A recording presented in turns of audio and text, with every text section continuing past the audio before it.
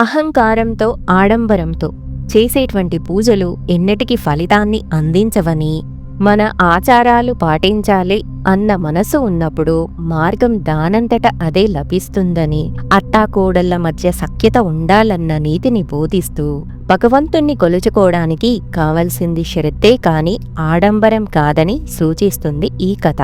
నమస్కారం. కార్తీక మాసం చివరి రోజుల్లోకి వచ్చాం కదా.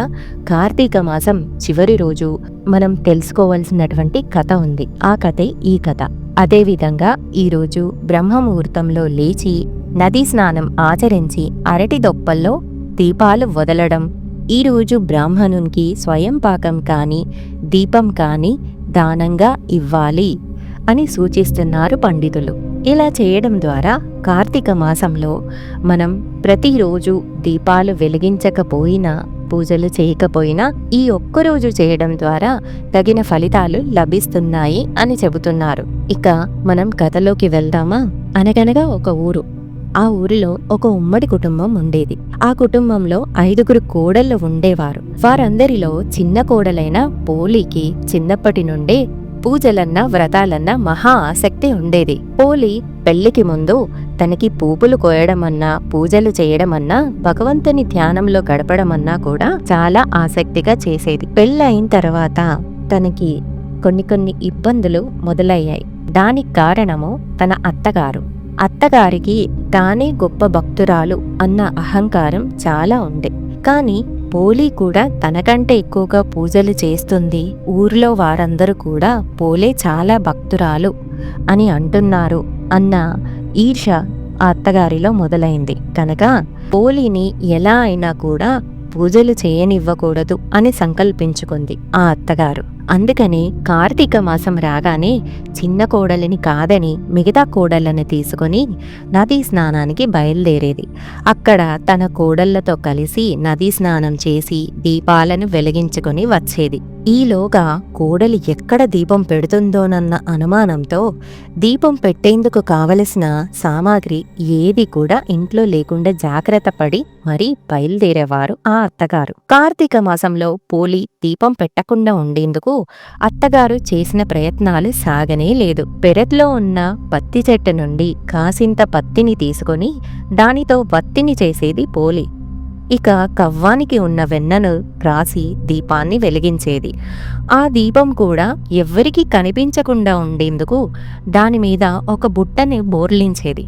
ఇలా కార్తీక మాసమంతా కూడా నిర్విఘ్నంగా దీపాలను వెలిగించింది పోలి. చివరికి అమావాస్య రోజు రానే వచ్చింది.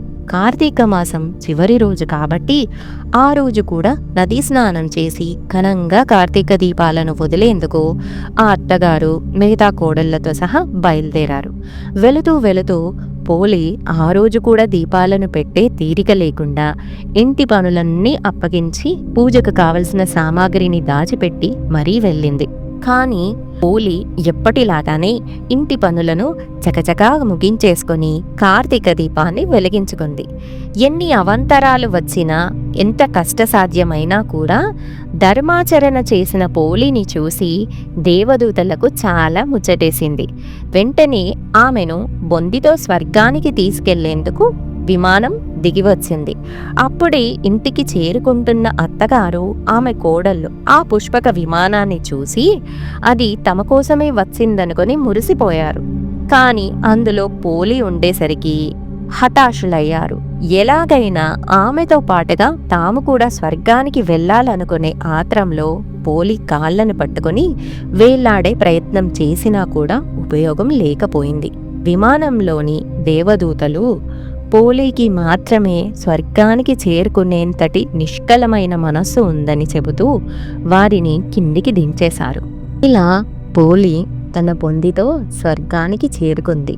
ఈ నేపథ్యంలో తెలుగునాట స్త్రీలంతా కూడా పోలిని తలుచుకుంటూ అమావాస్య రోజు ఉదయాన్నే అరటి దొప్పల్లో వత్తులను వెలిగించి నీటిలో వదులుతారు. అయితే చాలా మందిలో ఒక సందేహం కలుగుతుంది. మనకి ప్రస్తుతం ఉన్నటువంటి జీవన విధానంలో చెరువులు, నదులు అందుబాటులో లేవు కదా, మరి ఏం చేయమంటారు అని. అలాంటి వాళ్ళకి టబ్బుల్లోని దీపాలను వదిలేలా ఆచారం రూపాంతరం చెందింది. ఈ విధంగా పోలిని తలుచుకుంటూ ఈ కథను మననం చేసుకుంటూ మనం చేయవలసినటువంటి పూజా విధులు ఈరోజు నిర్వహిస్తాం. ఈరోజు హోలీని, అదేవిధంగా దీపాలని మనం ఆ మహాలక్ష్మి స్వరూపంగా భావిస్తాం. ఈ కథలోని నీతి మన జీవన విధానంలో అలవరుచుకొని నేర్చుకుని ముందుకు సాగుదాం. నమస్తే.